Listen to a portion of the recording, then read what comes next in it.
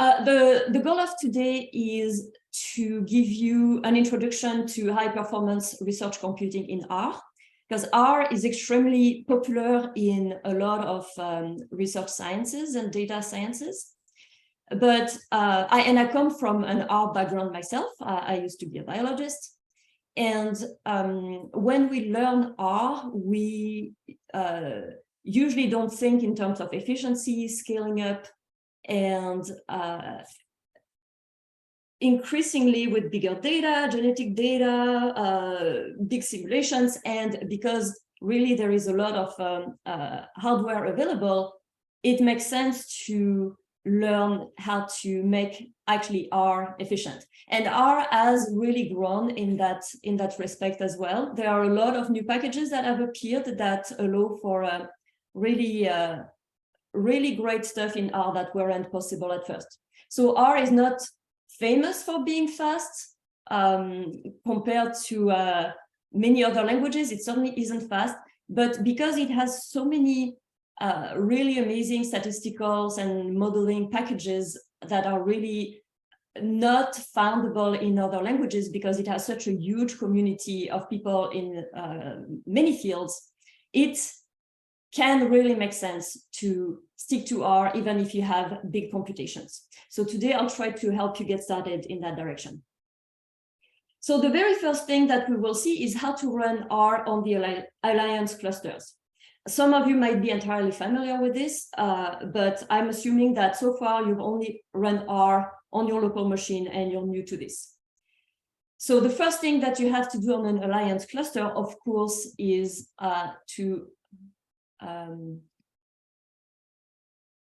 where is my, yeah, okay. I need to move this thing and I forgot. Alex, or maybe I just need to drag it. Yeah, okay, that's it. I could drag this thing.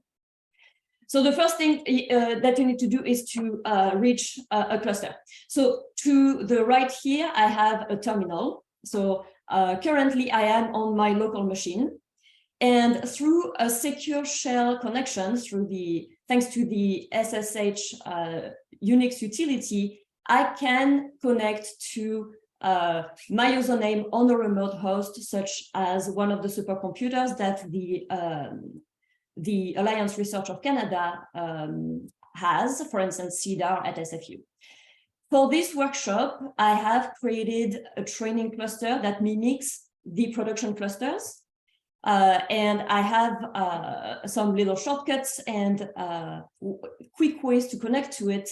But what I'm doing here is leaving my local computer, and you can see that my prompt changed. And do let me know if this is too small, post in the chat and I can make the font bigger if need be. You can see it thanks to that little tilde on in the home directory on my local machine. Now I am in the home directory of the training cluster, and I am on the login node. I am on login 1, which is one of the login nodes. And before I can use R, I need to load the R module and some dependencies. If I just run R, R isn't loaded by default. So the R program also runs a lot of packages, and many packages are contributed constantly by the open source community. And you need a C compiler in order to install and compile our packages. And in theory, any compiler out there can be used to install packages and compile packages. You can use LLVM, CLang, etc. But the simplest, the best way, if you don't want to have headaches, is to use the GCC compiler. When you log onto an Alliance cluster, by default, the C compiler that is loaded is a proprietary Intel compiler. We want to replace it with the GCC module. That's the GNU open source C compiler. And I'm sorry, the font ended up being very small as I'm sharing my screen. So I'm a bit worried people can't see. If that is the case, let me know. I'll try to balance my windows a bit. But don't hesitate to type in the chat if you can't see enough. And you can, of course, also follow it on your in the browser. So to see which R module is available, there is a utility called module, and module spider is a command that allows to get really all of the versions of a program that are available on the cluster. So module spider R gives me all of the R versions that I'm interested in. And the latest versions installed is R 4.2.1. So if this is the one I want to run, then I can run module spider R421, and then I get information on exactly how to load that version. So I will need the GCC module, as I've mentioned, for the packages. I also need the standard environment 2020. This is loaded by default on the Alliance clusters, but it doesn't hurt to load it again in case. And currently, since I'm on a training cluster, I don't actually have it loaded. So for me, it would be important to load it. And I need to load it before R because it's a dependency of R. So the arguments of module load actually matter. If I were to flip them around, that wouldn't work. So if I run this, module spider was only giving me some information on what's available and how to load it, but it wasn't actually doing anything, just outputting something to the standard output. Module load actually does something. It loads a number of modules. So I am loading the standard environment 2020, that's a dependency for R, GCC, that I will not need to install packages, and then the latest version of R that is installed on the cluster. If you want to see what is what modules are installed in your session, you can run module list, and you can see that now I have GCC, I have R, so I'm good to go, and the dependency standard environment. And by the way, if you have any question at any point, don't hesitate to type in the chat. So now we have R, so I can run R. Now it works. But so this is the R prompt. You can quit R by running Control-D and then Control-D again. So if you pay attention to my prompt, the $, that's a typical Unix prompt. So I'm in the command line right now, but R is both a programming language, but also an interpreter. So as I run R, I get into the R REPL. Like right now, I'm in the R interpreter, and you can see that the prompt is now an R prompt. But I don't have any packages at first, so I need to install them.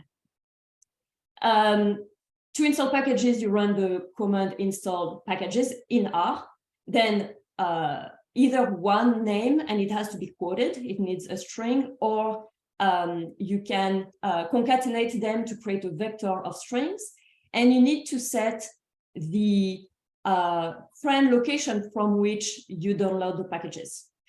If you really don't know, you can use cloud.r-project.org, but the best thing to do is to use the CRAN mirror that is the closest to your location.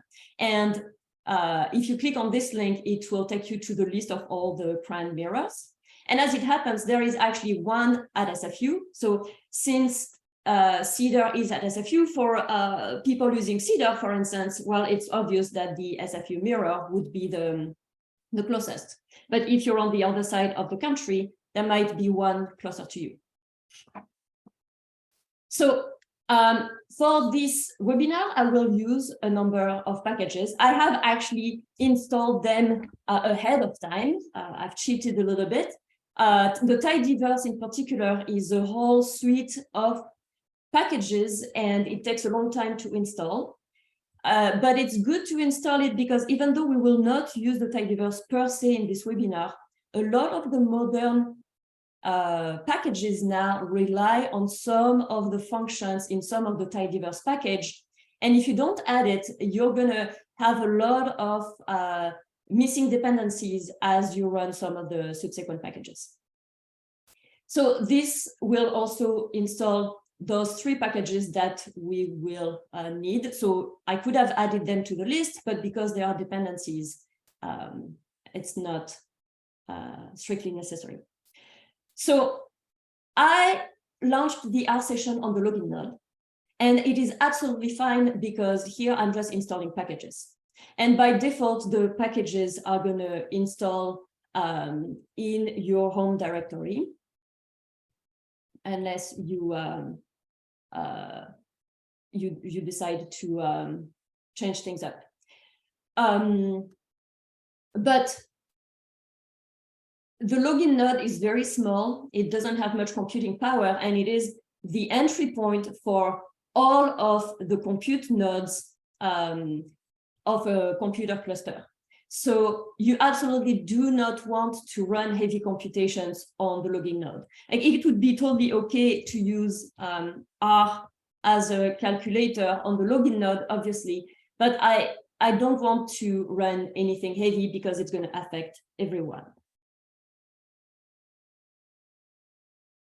Yes, yeah. That's a great question. When you install the packages, let me get out of the R session and back to the terminal.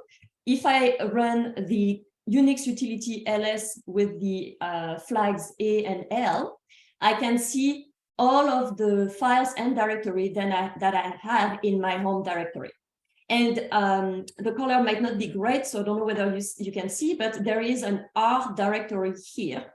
So by default, when you run the install packages command, when you run it for the very first time, R will prompt you, do you want to install a personal library? Just say yes. Do you want to put it in your home directory? Just say yes. If you do that, it will create a library of the packages in your home, and you can put it somewhere else if it's more convenient. For instance, in a project, if you share a lot of packages with a lot of your coworkers and you're part of a project, but it's totally reasonable to put it in R because it doesn't install an insane amount of small files. So maybe in project would be a little better, but the default is reasonable enough. And yes, if I look at what I have in R, I have a lib. I don't know whether this is the default path exactly because I set that up, but it might be the default actually, or close to it. All of the packages are now installed in this R lib in my home directory. Those are all of the packages that I have installed. So yes, they will be loaded next time I start a new session. And yes, because of the way the file system is set in a computer cluster, I can access files that are in my home directory when I'm on the login node, as I am right now, but also when I start a job through sbatch or salloc. So that was an excellent question. So yes, I will be able to use those packages from anywhere. So I don't want to run computations on the login node. I want to get onto one of the compute nodes so that I can use all the computing power and not make a mess for everyone on the login node. So there are 2 options for this. One is to write a job script. So that's a shell file, so something.sh that has a number of, actually, I don't need the command line for that. It has a number of information for the Slurm scheduler, which is the scheduler of the Alliance clusters.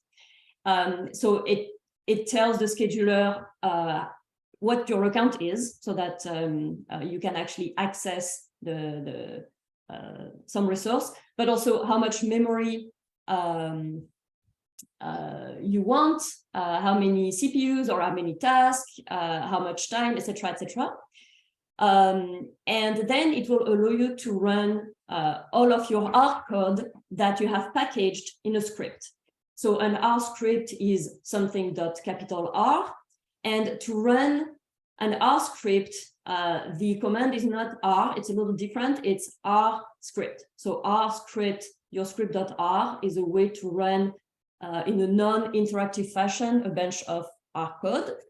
So you can package that in an SBatch job and then launch the job with SBatch, and that's gonna allocate some resource whenever they are available for you, and your code is gonna run.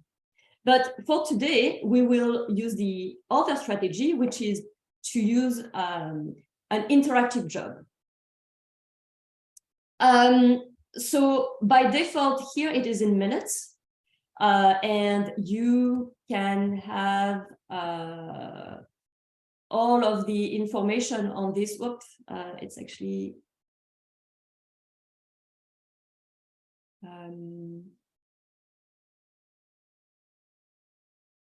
can have all the detail and information if you look at this link. So this is the Alliance wiki, and this page on running job is really a trove of resource on how to get all this done. And so it's gonna give you information on all of these options that I have put in here and how to use them. So I never use R Markdown directly. I actually don't know how to run code in an R Markdown directly. I use Quarto myself, which is the new R Markdown, so I know how to do this. But as a general rule, Quarto or R Markdown allow you to do some literate programming, so they allow you to create beautiful publishing documents that explain all of your code. And actually, my entire site is built with Quarto. So all of this was written in something very similar to R Markdown, like in the new R Markdown. So that's great to give workshops, presentations, to publish a document, etc., etc. But to run heavy-duty computations and to use the resources in the Alliance clusters most effectively, maybe simply running the R code might be simpler. So that's what I would do, but I'm not sure. There might be a way to run Markdown files in the cluster in some effective way. But R Markdown or Quarto, that's more what you want to do on your own machine once you have your result, or when you want to create some beautiful document, but not to create some massive heavy-duty parallel computation. So to run an interactive job, we run the salloc utility that talks to request from Slurm some interactive allocation. It means that suddenly the allocation is going to be available to you for the amount of time that you're asking. So someone was asking about the unit. It depends how you write it. Here, because I just wrote 15, it's in minutes. Here, because I wrote it in this fashion, I'm asking for 1 hour, 10 minutes. So there are multiple syntaxes that you can pass to the time flag. And once you have an allocated interactive job, you can run R in the interpreter interactively as you would on your computer. Can I save a collection of preloaded packages as an environment?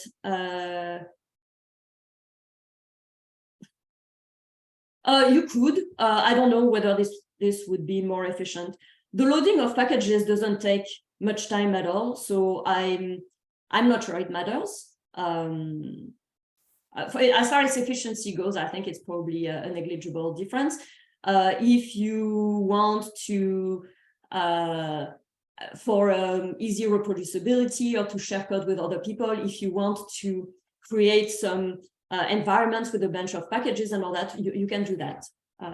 That's will be fine. So it's more depending on your usage and your workflow.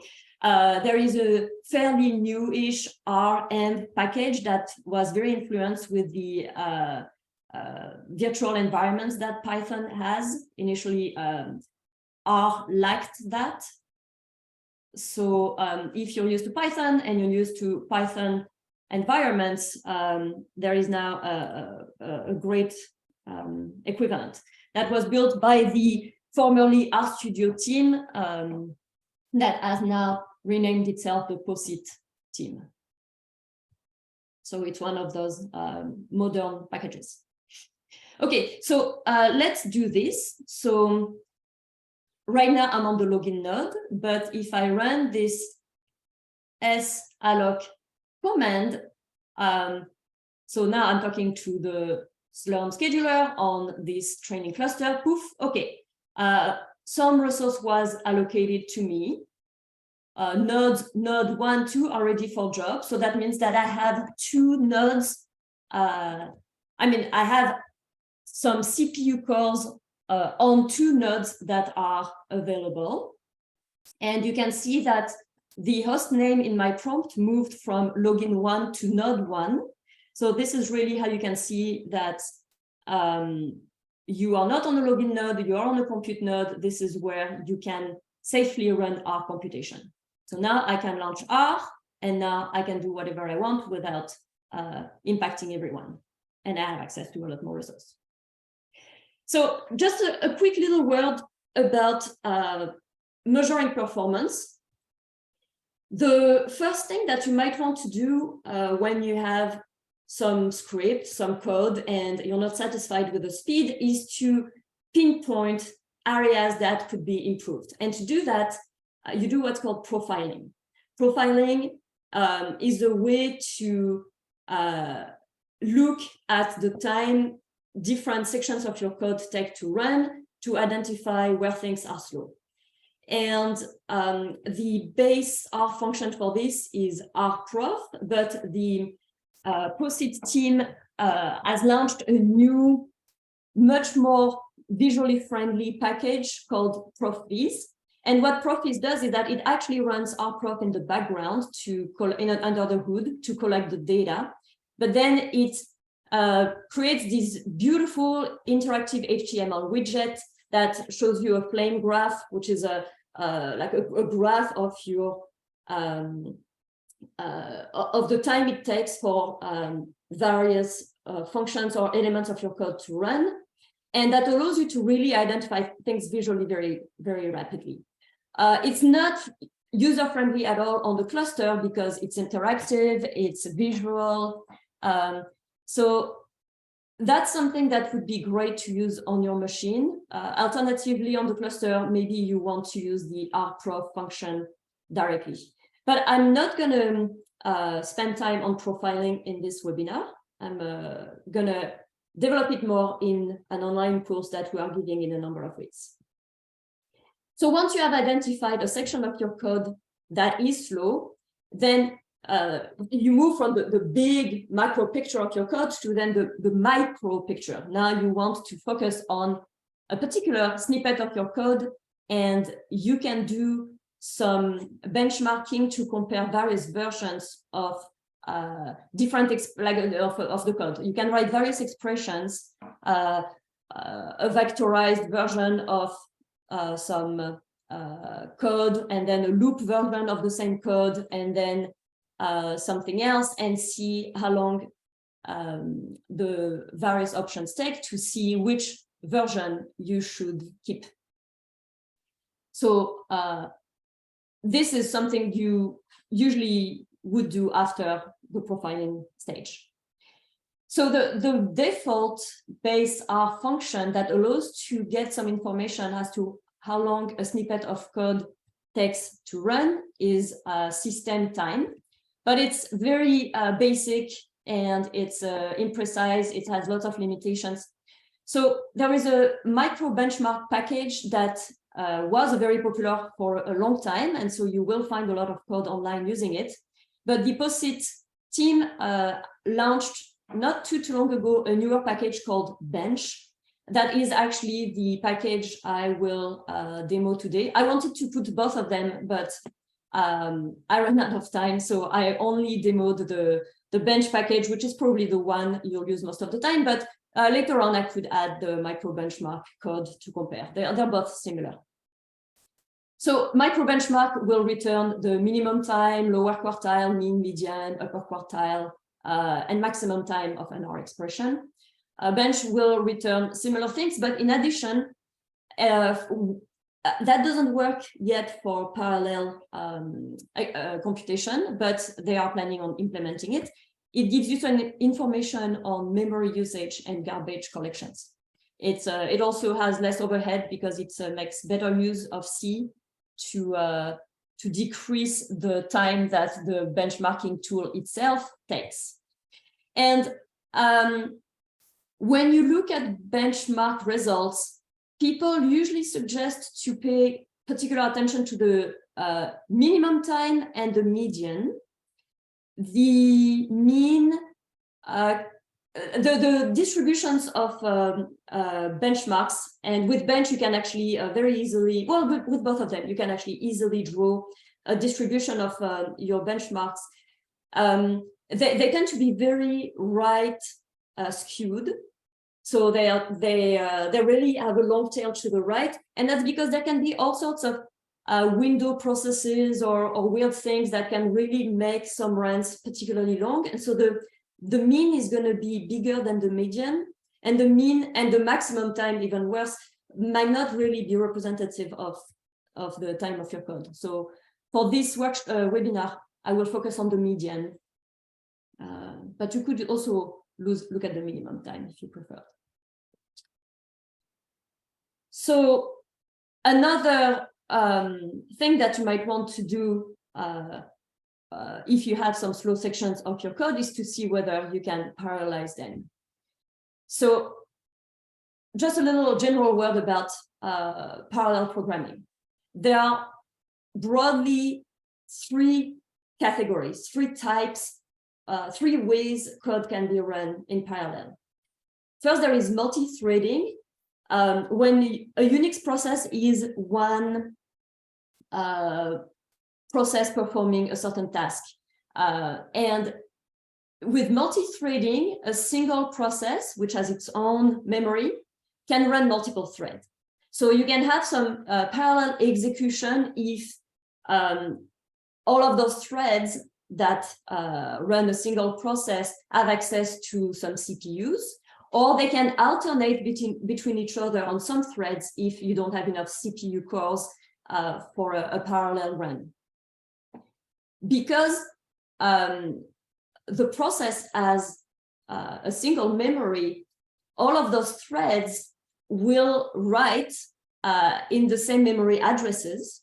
And so you can have a problem that's called race conditions, and that's a situation in which depending on the order in which threads execute things, and this is very random and unpredictable, you end up with different results. So that's like a bad situation. That's something that you absolutely want to avoid, because you can get to erroneous results without any error message thrown, without being aware of it, and the results are not trustworthy. But multi-threading actually does not seem to be a common approach in R. I haven't found, I might have missed something, but I haven't found a single package that does multi-threading of a single process. So, oh, okay, I stand corrected already. So there is one, but I haven't explored it. So I'm not going to talk about multi-threading at all in this webinar. Is Dada2 a package you are happy with, Ramis? Okay, great. Okay, I will look into it, and I will add that in the online course that we are giving in a few weeks. Right, thank you very much. Okay, excellent. So, okay, good to know. Okay, didn't bump into it as I was trying to get a good feel of all of the available packages for running parallel code in R. So thank you very much. So, so multi-threading runs a single process on multiple threads, but you can also have multi-processing. In that case, you have multiple independent different R processes that are running at the same time. And they can run on the same machine. So you could do multi-processing on your laptop, for instance. That would be on a single machine. On a computer cluster, that could be on a single node. And in that case, each process, of course, has its own memory, but your machine also has a memory, or a node also has a memory. So the different processes need to communicate with each other. They need to pass some information, and that can be done through shared memory. So the overhead is not too bad. It's bigger than in multi-threading, but it's not too bad because the shared memory allows for the message passing. Now, in a computer cluster, you can even have multiple processing in distributed memory. So you can use CPU cores that are spread across multiple nodes.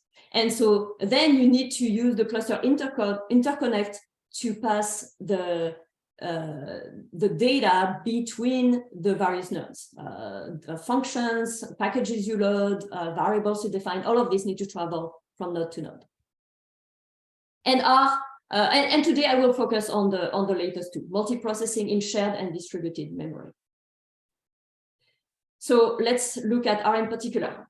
The base R added quite a long time ago, because I was added in version 2.14, the parallel package. So it's totally integrated in R, it comes with R. And a lot of the parallel packages that have come over the years do make use of the parallel package to do some pretty fundamental tasks. And in our case, we will make use of two functions of the parallel package. One package that you can install if you want is the parallelly package that adds a number of functionalities and convenience on the parallel package. Now, one package that is very key to a lot of the directions parallel R has taken is the package for each. For each in itself is not a parallel package. What it does is that it implements a new looping construct. Like R comes, of course, with a while loop, for loops, etc. But when you run a for loop or a while loop, you don't create a variable. You don't have X, assignment sign, and then your for loop. The for loop or the while loop, they can create objects as a side effect as they are running. For each is different in that it creates variables. It also doesn't require the pre-allocation of an output container at the start. You've probably been told that whenever you run a loop, it's a terrible, terrible thing, for instance, to lengthen a vector or a matrix at each iteration of the loop. This is extremely time consuming, and you should pre-allocate the memory by creating some empty container and then fill it in as you run the loop. For each doesn't need that. And also it brings to R with some syntax that I won't cover here, the functionalities, the objects of the collection list comprehensions that Python or Julia, for instance, have. So it has a lot of really cool convenience, but mostly it makes it really easy to run loops in parallel. And so a lot of packages have been built on top of for each to run R in parallel. So let's go over a for each example, a simple example. So we want to calculate the sum of 1 to the power of 4 random vectors of length 3. So first we need to load the package for each, And we will also load the package iterators that allows us to create convenient iterators instead of using simply vectors or other common R objects to create an iterator. This allows like a ton of flexibility, which is really cool. So I want to create the sum of 1e4 random vectors of length 3. And I'm going to use R_unif to create my random vectors. So that's the random unified distribution. So whenever you use some random generation, whenever you generate variables randomly, if you want your code to be reproducible, you need to set a seed. So you run the command set seed, and in it you can put any value, it doesn't matter.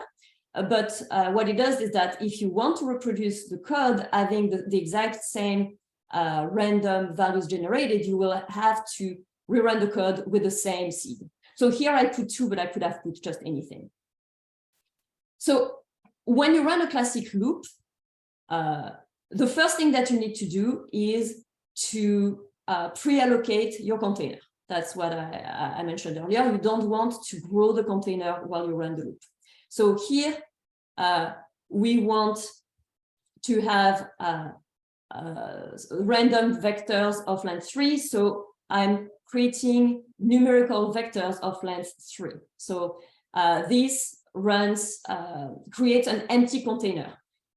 Result 1 is a numerical vector of length 3, but it doesn't have any values in it. Then you need to initiate a counter variable, for instance, I. So because I want to make the sum of 1,000 of these vectors, I'll start it at 0. And then you create your loop. So in this case here, it's a while loop. And while I remains smaller than 10,000, I will finally do what code really matters to me, which is add the random vector to my empty vector and reassign it to itself. And then I need to grow the counter, to update the counter by adding 1 and rerun the loop until eventually the condition isn't met anymore. With for each, the syntax is way simpler. You don't need to create the empty container. You don't need to have an explicit counter. You need to set the seed, of course. But then you can use for each. So iCount is one of the iterators package function. iCount 10,000 will just run an iterator from 1 to 10,000. By default, for each creates a list. So this is why I have this dot combine equals plus. Instead of creating a list of all of the output of for each, I will combine them with a plus, which is going to make the sum of them. I don't remember, but if you send me an email later on, I can tell you. Top of my head, I can't remember. Then you have this binary operator called do, and this is the what we want to apply the for each onto. And while a loop, while loop, for loops don't create variables, as I said, so you can't assign it to something. It's a side effect that creates whatever you're interested in. Here, this actually creates a variable, so you can assign the result to some new variable. And if you run both, you can see that they're exactly the same. So those two codes are perfectly equivalent.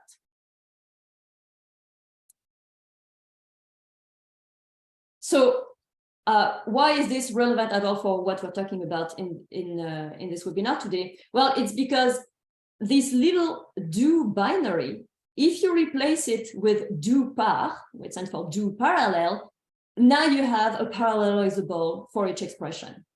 And that's super convenient. And that's why a lot of backends, a lot of packages that parallelize our code have been building on top of for each. So the big ones you might have heard of, the ones that are the most used are probably do parallel. There's also do MPI that will allows you to access MPI for message passing. But there's a bunch of other ones. But the ones I will use in this webinar is one that I think is really fantastic and is newer, and it's do future. And it uses the package future for the parallelization. So what is this future package? So first, what is a future? In parallel programming, a future is, or a promise, is an object that acts as an abstract representation for a potential value in the future. So it's some kind of a proxy for a value that doesn't exist yet. So as soon as the value is actually computed, we say that the future is resolved and the value can be returned. But when the value hasn't been computed yet, the future is unresolved. And this concept allows for asynchronous evaluations. You can have, for instance, a process that has to run a bunch of steps, but one of the steps is very long. So you can send it in another process by forking the process or sending it in the background and continue on to some other thing while your second process or your background process is running that first code. And the way the future is helpful here is that the code doesn't get blocked because you don't have the value yet. You have this future, which is an R object that is created even when its value itself is unresolved. So that's all these packages that build on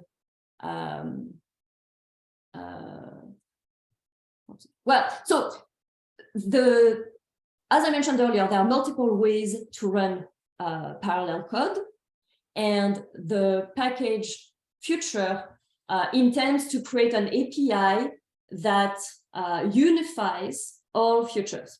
And the people who mentioned Dada2 earlier, I read the entire documentation of the future package, and they don't talk about multi-threading at all. So this is really, when they talk about all form of parallelism, they mean all form of multi-processing, multi-process parallelism. So the multi-threading and things like Dada2 are not at all part of this. So how does the future package works? Well, it comes to the plan function, and depending on the argument you pass into the plan function, it will set things for you to run in one way or another. So with plan sequential, the code will run in parallel. It's going to run in your current R session. If you run plan multi-session, it will spawn a number of background R sessions, and that's a form of multi-processing with shared memory. And plan multicore allows to fork processes. So this is something that is not available in Windows, but is available in Linux. And finally, the last one, plan cluster, allows you to evaluate the futures on some kind of ad hoc cluster of workers for distributed parallelism across multiple nodes. So this one would only be relevant on an HPC cluster, such as the Alliance clusters, for instance. So how does this all work? Well, what these things do is that they call the parallel R package that is in base R to set these things. So it's just a very convenient way to unify a number of situations without with a very homogeneous, uniform, simple way. Now we want to have consistency across all of the code, and to achieve that, there is something that the future package does is that all evaluations are done in the local environment. Usually when you run something outside of a while loop, a for loop, a function, etc., it's done in what's called the global environment. If you define, if you assign the value 1 to the name A, you have now this object A, and you can recall it anywhere in your code. If you you probably know that if you define an object inside a loop or inside a function, it's created in what's called the local environment. It is not visible from outside your loop or your function, so it is not visible from the global environment. This is what Future does for the evaluations. So one of the syntax that Future can use is this binary operator with an assignment sign in between percentage sign. If, for instance, I assign the value 1 to A, so this, I'm here in the global environment, then I run this code. So this is a future syntax. So this will run in a local environment. If I run A in the global environment, it still has the value 1. So, so that's one way to make the code consistent in all these various situations. Do you have a minute, or are you in the middle? I'm just listening to the webinar. The R1. Oh, nice. It's way above my head, but I'm. So let's return to our example. We had this for each expression. Sorry, I'm trying to mute people. To run it in parallel, I said that we just have to replace the do binary by the do par binary. So yeah, that's true. Like the first one is not parallelizable, the second one is. But if I just run this, it won't happen in parallel because I haven't set up anything to run in parallel. Before, I would have to load do future and run a parallel plan such as multi-core, multi-session, or cluster. So let's do some hands-on things. I'll do some demo now on the cluster. And I will do some demo on something a little bit more interesting than this, because whenever you do something in parallel, you have some overhead. Multi-threading overhead is very small because it's a single process. When you have multiple threads, the overhead is bigger. With shared memory, at least they share memory on the machine, but with distributed, the overhead is even bigger. But so if you run code that is fast, the overhead, the time that the overhead takes is way too big relative to the total time of your code. So it makes no sense to parallelize something that doesn't take a lot of time. So this code here wouldn't make any sense to parallelize because it's quick. So let's go over a toy example that makes a bit more sense. So I stole the idea of using random forest from the for each package. Actually, I thought that was a great idea to create a very simple example that actually would make sense to parallelize. So the random forest is a package that creates a classification. It creates a classification algorithm based on a forest of decision trees. The classification is what we're interested in here. You can use it for other things, but here we want to create a classification algorithm. So the task, our goal is to create a random forest object, which is a classification algorithm that would allow to then classify whatever.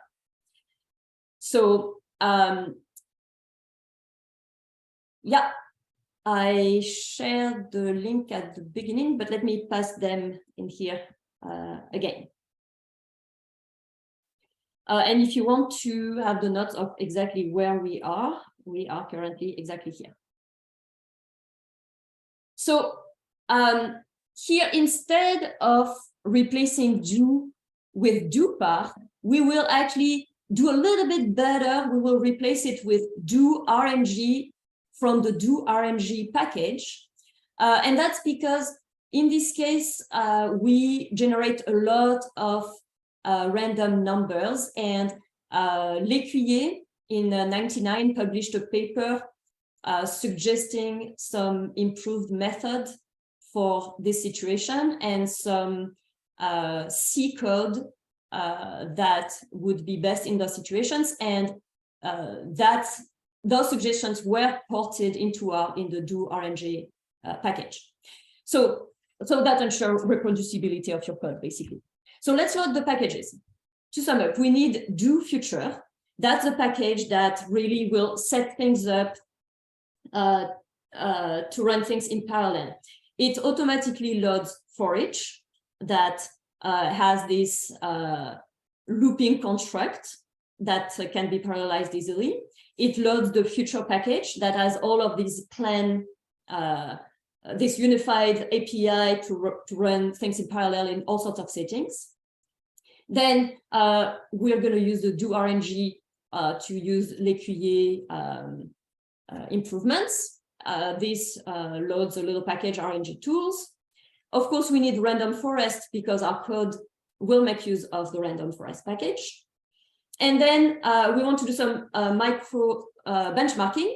I actually didn't add the code to micro benchmark because I ran out of time. So I will only use bench. So that last one is actually irrelevant as things are.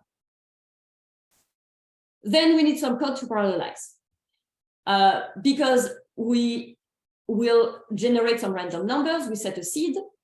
Then we want to create this random forest object, and to have this forest of decision trees, we need a match. I mean, in this situation, we want a matrix and some factor.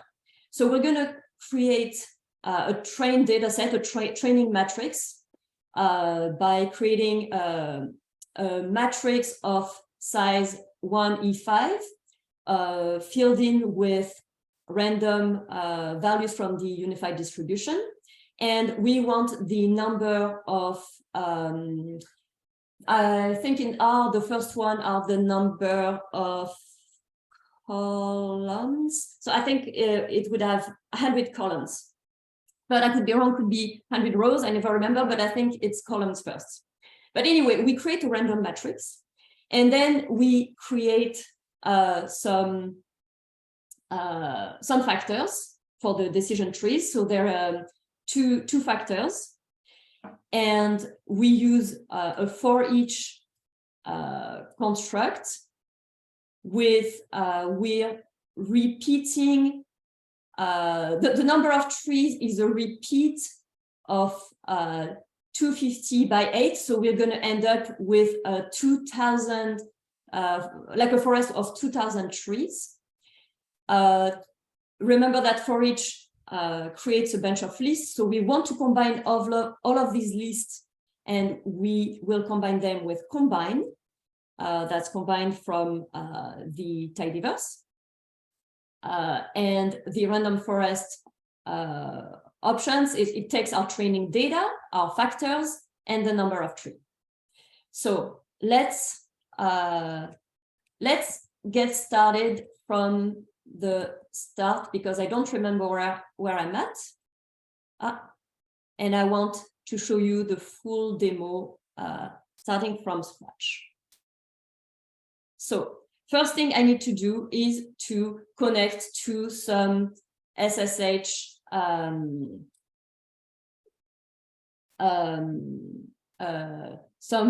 remote cluster. Then I need to load the modules. Then, and that's really super important, I need to launch an interactive session. So this is what sends me to one of the compute nodes. From here on, I can launch R. Of course, I have all of the packages already installed. Oh, and I need to actually load the packages. So I need to run this as well. Otherwise, that won't work. So I'm loading the packages. Now I'm so this is the code that I want to run. So I'm just demoing the code here. I'm not running anything in parallel, obviously. And so this is what RF looks like. It's a random forest object. Okay. Now, let's do a little bit of timing, and we will use for this the bench package, and from the bench package, the mark function. The mark function can accept any number of expressions that you want to time. If you use multiple functions together, it will also compare the results. Here, I could keep the default memory equals true, which would also give me information on memory usage and the number of garbage collection events. But because unfortunately, on parallel code, the mark function doesn't yet have memory information. And since I will be interested very soon in parallel things, I'm going to use the mark function with the memory equal false everywhere so that I'll have information only on timing, not on memory usage. But again, that's something that they want to implement. So if I run this, I'm creating. So this will take a little time, of course, because I'm creating a lot of trees on a very big matrix. I'm creating here this tref for time reference object. And when you run benchmark, often the output is pretty straightforward. So in a lot of cases, running this would give you some output, but in some situations, and here is the case, depending on your code, it can be absolutely obscure and weird. It's like, where are my times? What's going on here? But if you look at the structure of the tref object in our particular case, it's actually a list. That's not always the case, but in this is a good example to show how to navigate it when that happens. And the median we're interested in here is over here. So if we want to print the median, we actually need to extract it from our tref object. So when I ran it earlier today, I had 5.6 seconds. Here I have 6 seconds on the same hardware. So that's, yeah, fairly consistent. So about 5 or 6 seconds. Now, this is the parallelizable equivalent of the code. So I am replacing do with do RNG. So that's the do par, but following that paper. But if I just do this, of course, it won't make a difference. First, I need to register do future so that I actually set things in place for the parallelization. And by default, the plan is sequential, but let's still run it.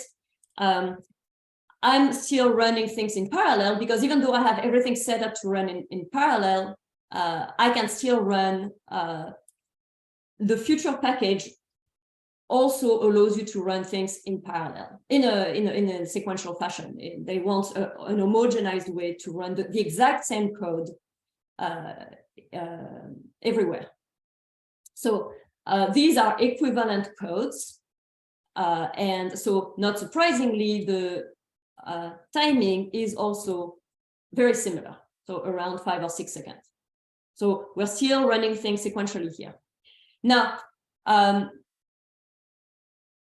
if you want to see how many CPUs are available to you on the machine, so that on your computer or on a single node, the parallel package has the function detect cores. Future provides a similar function that does really pretty much the same thing. You run available cores. So on the nodes, on the compute node on which I am, on node 1, I have 4 CPUs available. So if I do multiprocessing in shared memory, I can have 4 processes maximum because this is what hardware I have, basically. So the planned multi-session will spawn any number of R sessions in the background, and that depends on, of course, the hardware you have available, but also the code. That's what the parallel package running in the background will do. That is correct, exactly. So if you look back to the salloc command, I actually requested 8 tasks, but I did that purposefully. I built the training cluster having 2 nodes, and each node has 4 CPU cores. So I have 2 nodes with 4 cores. So in total, I have 8 cores, but they're on 2 nodes. So here I'm interested in multi processes, but with shared memory, so on a single machine. So available cores gives you how much you have on the machine on which you are. So yeah, that's definitely based on this task equals 8 that I requested at first, even though because they're split between 2 nodes, it might not be 100% obvious. But yeah, that's right. Sorry, Mary, there are a couple of other questions just before that in the chat. Okay. One from Rames is combined here, appending the trees. And No, sorry. Yeah, let's look at the code. So no, what it will, we saw, let's look at the, if you look, oh no, where is the, very,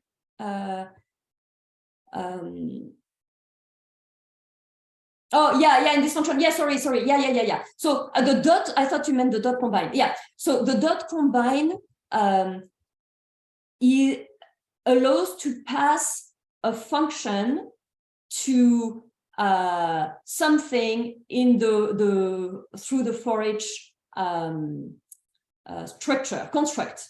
So in the first example, what we were doing was a summation. So yes, here we are combining our trees. Yeah, exactly. That's totally. So the reason I installed the tidyverse as part of the packages is because even though we are not using explicitly any of the tidyverse packages in these demos, they run. Dplyr is used everywhere. Things are returned as tables. So yeah, so this is a totally dplyr syntax. It's built exactly with the same philosophy, the same syntax, the same everything. So yeah, that's if you're familiar with dplyr, that's exactly how it would work. If you're more familiar with the apply statements, it's similar but written in a different syntax. Well, no, if you're familiar with the apply functions, they're totally fine too. But look at the dplyr syntax, or actually I could I have oh, what's going on here? Oh, I'm trying to okay. Yeah, my laptop is a bit saturated by okay, so yeah, this is very slow. If I look at the cheat sheet for dplyr,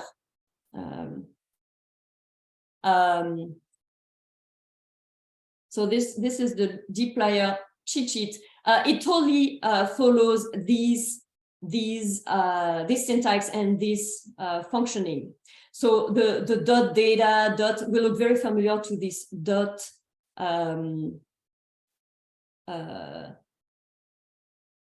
dot combine, and if you familiarize yourself with the tidyverse, you'll see that it will look extremely familiar.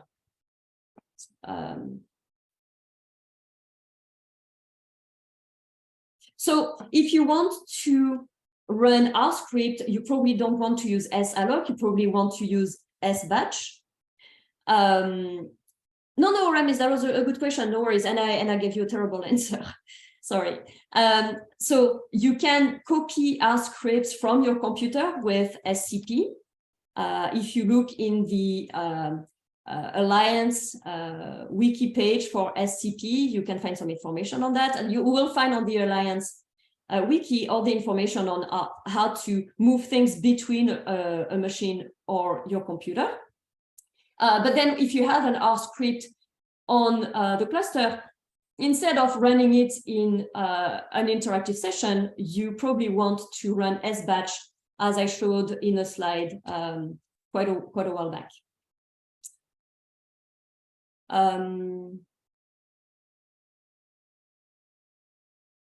Okay, so because I have multiple cores on my node, I can run multi-session.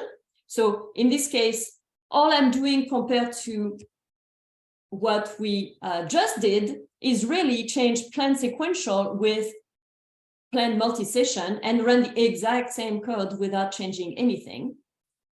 And if I do this,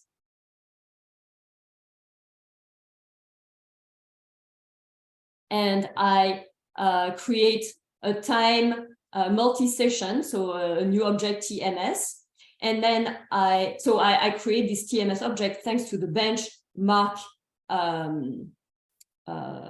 function. If I extract its median, I have about 2 seconds.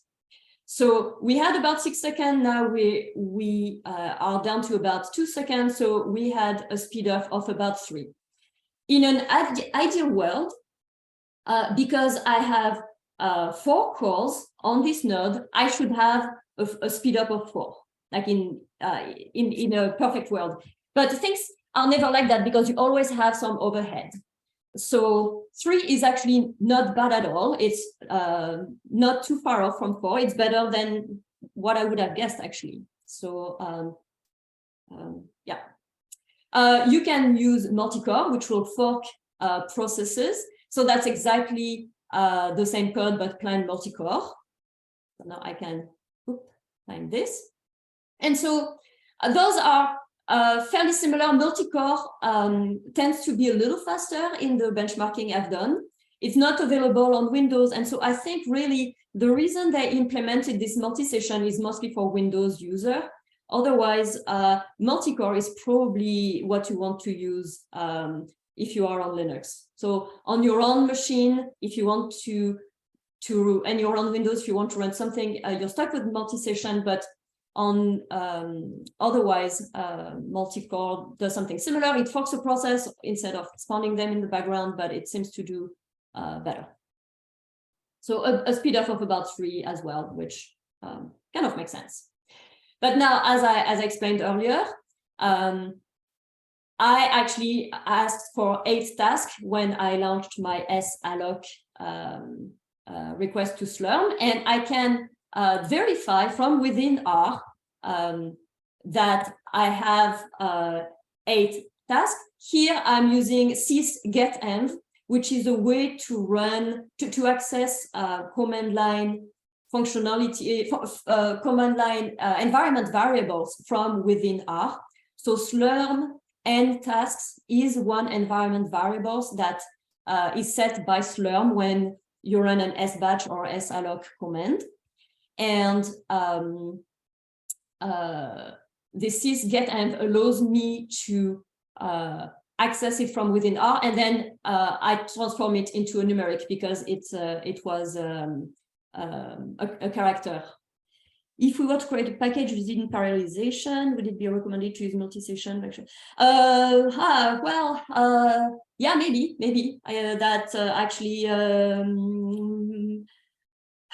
yeah, possibly, possibly. Yeah, I guess if you create a package, it's up to you what how you want to create it. But yeah, maybe that might be safer. And honestly, the difference between multi-core and multi-session are not huge. So yeah, since multi-session can run everywhere, maybe the little loss, the little disadvantage, can't find the right word, is small enough that it might be worth it. Okay, so in order to run a plan on a cluster of workers, I need to first create my cluster of workers. So for this, I need to create this cluster of workers here. Here, the last two expressions I have put between parentheses. I don't know whether you're familiar with this, but what that allows to do is simply to output the result of an expression when you are assigning an expression to something. In R, if you assign a value to something, you don't have anything that is printed in standout. But if you put your expression between parentheses, you do two things at once. The assignment happens and the value gets you get an output in the standard output. So the parentheses in these two expressions simply save me a line so that I don't have to do the assignment to host and then print host, do the assignment to CL and then print CL. But don't get that disturb you. Yes, no, well, equal in R is an assignment, just that the syntactically preferred little assignment sign, but they do the same thing. So if I use the equal instead of the assignment sign, it also does, it has the same behavior. It's exactly the same thing. If I want to assign and print, I need to put them in parentheses. So system is an R function that allows to run Unix commands. So srun, hostname, blah, blah, blah. And you can find information on srun on the Alliance wiki. This will give me some information on the host name of each of my task. Each of I asked for 8 tasks. Where are they basically? What's the host name on which they are running? So if I run this, I get a vector of characters of the host name of my 8 tasks. Because I have 4 CPU cores on node 1 and 4 CPU cores on node 2, I have a list that has node 1, 1, etc., and node 2, node 2. Okay. I want to pass this list to make cluster, which is a function from the base R parallel package, to create this CL cluster of workers. Right. Yes. In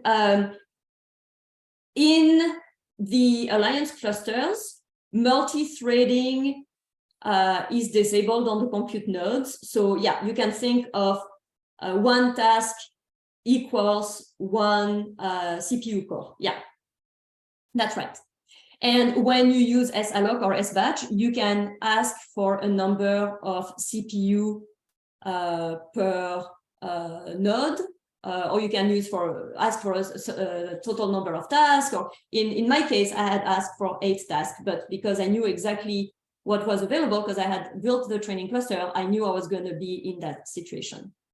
So I have a socket cluster with 8 nodes on host, node 1 and node 2, which is great. That's what I wanted. So now that I have set my socket cluster with my 8 workers, I can run a planned cluster.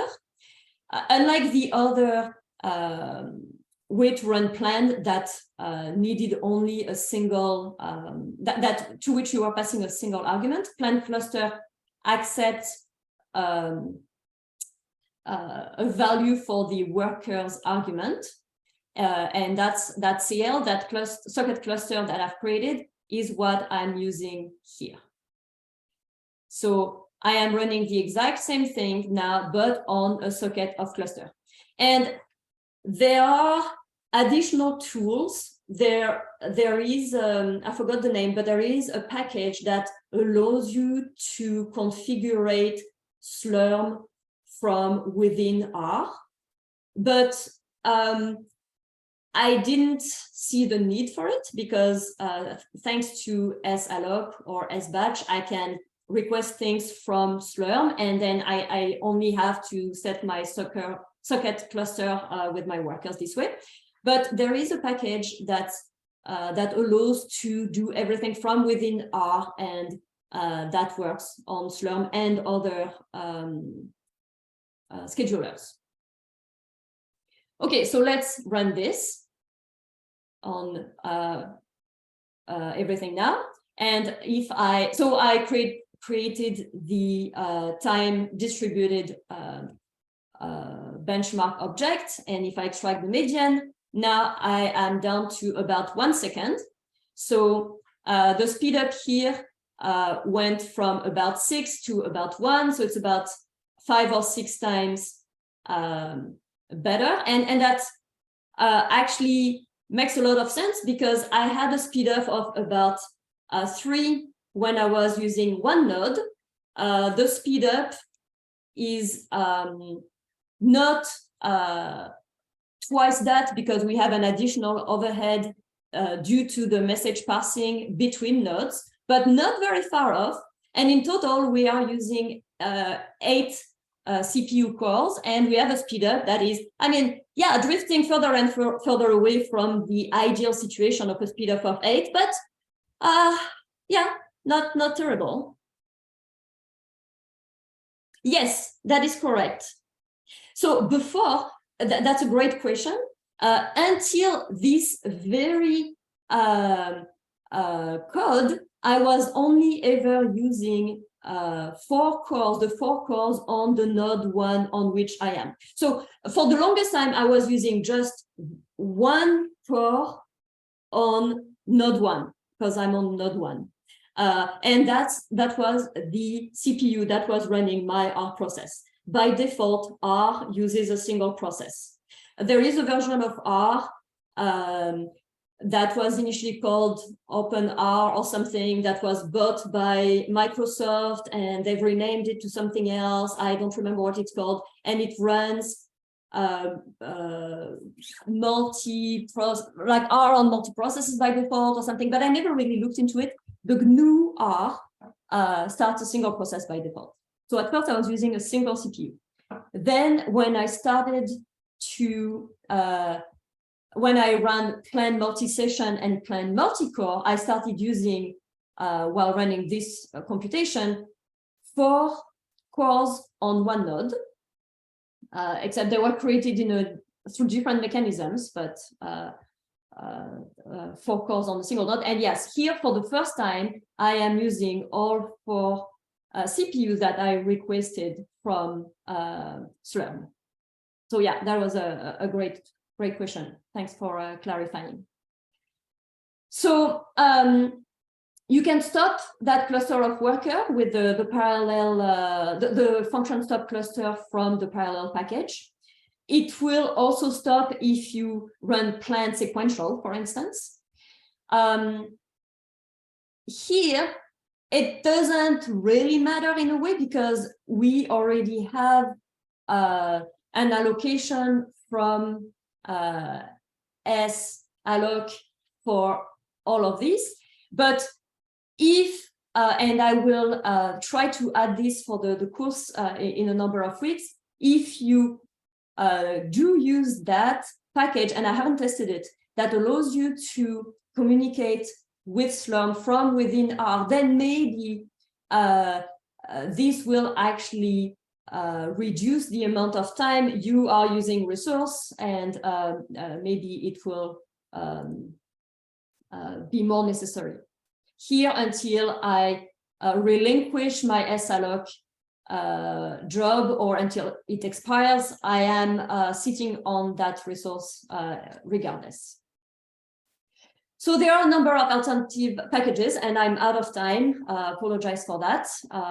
But some of these I won't go into in a few weeks because they are slower and very problematic. R MPI, which is a wrapper, an R wrapper on MPI, doesn't work on Cedar, gives poor results. I haven't tested it myself, but I have read a lot of messages from the Alliance staff, and it doesn't seem to be necessarily the best way to go. But I want to cover some of these. For instance, I mentioned the dplyr package from the tidyverse. Well, there is a multi-dplyr package that allows you to partition data frames across workers to then do on each worker whatever you want, and then combine, collects all of the data. So with dplyr, you often do that anyway. If you're in data science, you often group by some stuff, do a number of things on your groups, and then put the result together. So multi-dplyr does the exact same thing, except that instead of using group by and running everything sequentially, your groups are sent to different workers. People who are into genomics might want to look at the BIOC parallel from Bioconductor. And a totally different approach would be to use Spark through the Sparkly R package. So I'm not particularly interested in that, so I don't think I will cover that in a few weeks. But that would be an absolutely different way to approach parallelism in R, thanks to Spark. Now, there is some code that cannot be parallelized. Some loops are easily parallelizable, like our example was the case. But if you have a loop for which iterations aren't independent of each other, for instance, if at each iteration you reuse the output of the previous iteration, this is not something you can. You can't have various iterations run on in various places.